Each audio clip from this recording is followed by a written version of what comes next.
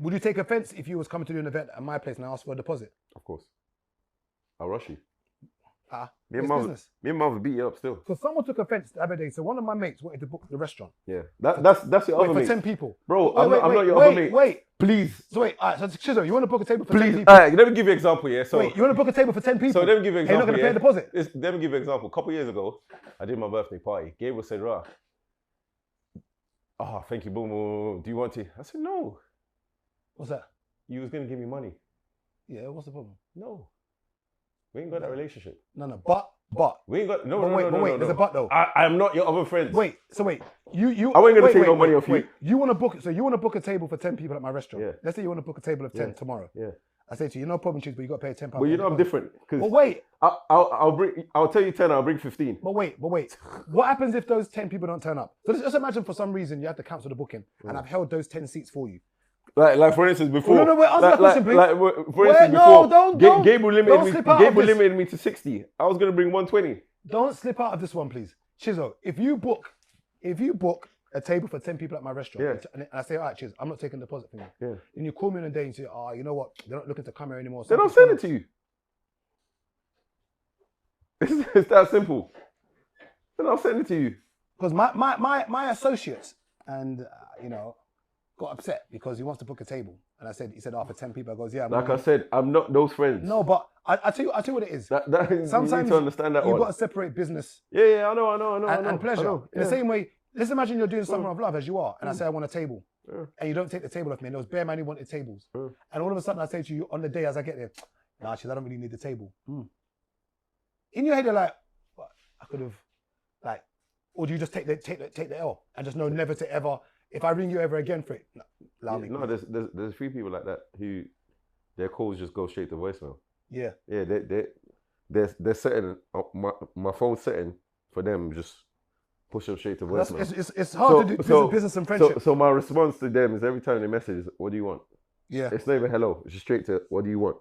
It is what it is. You just take the L sometimes. But yeah, nah, man. Yeah, you can't charge me that. Nah, because for me, there's certain things that I've done for friends and I've had to take L's. Somebody wanted to book a party once at a restaurant and I charged a higher fee.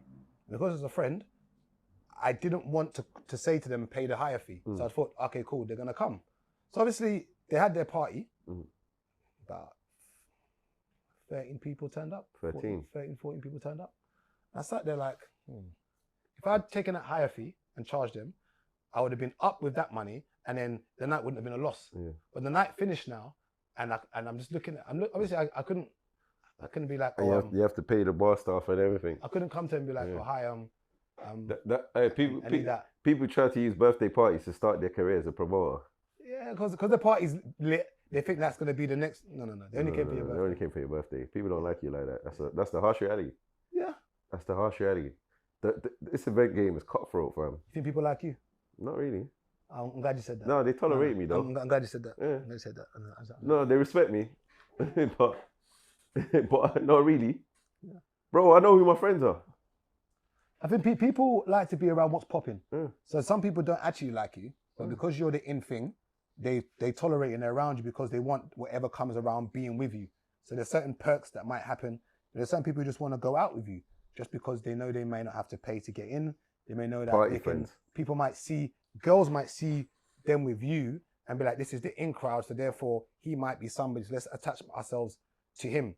It's a bit like when, a celebrity might be in the country and then even the security is getting love because he's with this celebrity. And it's like, bro, man gets love just by virtue of being around you. And that's basically, people want to be in the in crowd. The stories I could tell. People want to be in the in crowd. So much stories. Instead of making their own thing. Their own thing.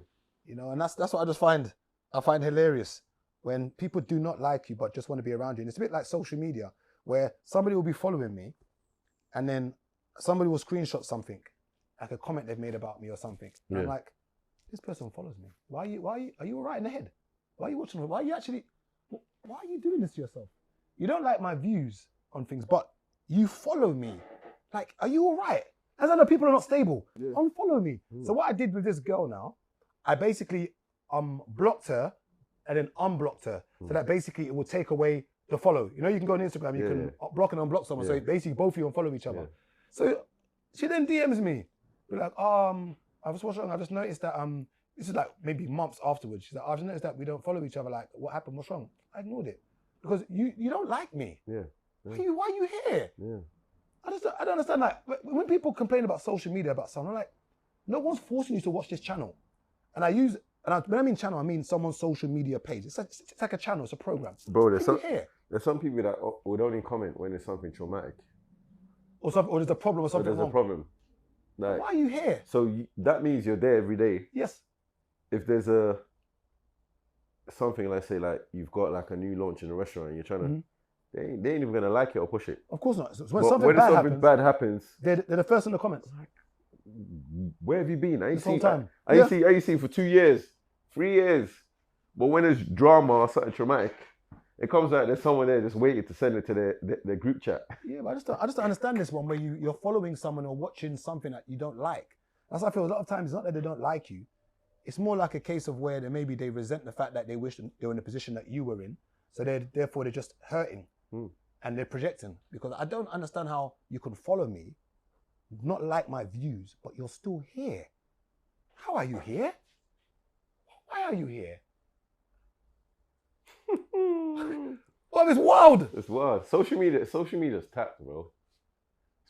Social media was probably proper tapped. Probably one of the best things that happened, and the worst thing. At the same time, one of the worst things that happened because it's brought us so much closer together. So, for instance, you could be like, all it takes, for instance, is someone to share. For instance, someone could be in Kazakhstan. You share their profile to your story. I now see that story. I now follow that person. Randomly, me and this Kazakhstan person can start networking. Like, that's the positive side of social media. You might even share someone from Istanbul, and all of a sudden, I fancy that girl that you've shared on your story. I might fly in their DMs. Before you know it, me and this girl are talking. She lives in Istanbul. Those are the good sides of social media where you can network and meet people that you never would have met in your life. Yeah. The negative part is people get too familiar. Someone will start dissing you in the comments. You're like, I will smash your face in. Bro. Like, where's your respect, man? I don't think you understand how many times I'm thinking, I could Suge Knight you. Like, why are you so rude? People are so rude. But I just have to just... see what it is? Let me hold that L. It's like I'm a fool. It's almost like that car syndrome. Yeah. Like when someone's in their car feeling tough. People are very strong behind the safety of their 6-inch screen. They're very tough. Twitter has the most internet gangsters. My days. Twitter is the worst. It's baffling to me how people can be so disrespectful and rude. But you know what gives me joke here? Some of the people who've got the most mouth on social media, they never go outside. No, because they can stay at home in their dark room. Yeah, they never, like, you never see them. They're in a dark room. You never really see them outside. Yeah. I'm thinking to myself, because the way certain people talk here, certain times I'm thinking, you're going to really run into your online enemies. You've embarrassed someone on social media and you think it's cool for you to go debate dance in real life.